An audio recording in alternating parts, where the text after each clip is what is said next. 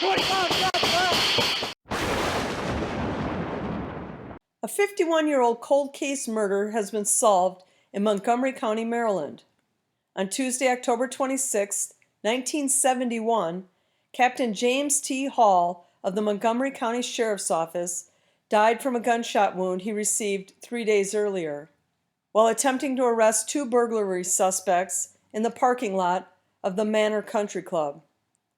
He had served at the sheriff's office for 10 years at the time, and he was 53 years old.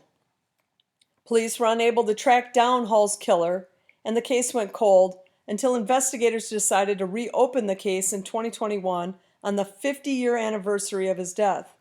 The murder was the oldest and only unsolved homicide of a law enforcement officer in Montgomery County. Detectives re-examined the old files and narrowed the suspect pool down to Larry David Smith, who had been interviewed in 1973 but never considered a suspect. Smith changed his name to Becker and moved to Little Falls, New York, where he'd been living for 45 years. On September 1st, police interviewed him and he admitted to the murder. He was arrested later that day. Now 71 years old, Smith will likely spend the rest of his life behind bars.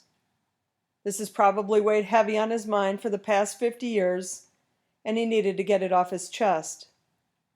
But if not for the confession, they likely wouldn't have had enough to arrest him on. Support this channel and pick yourself up some original crime-related apparel. Look for the link in the description.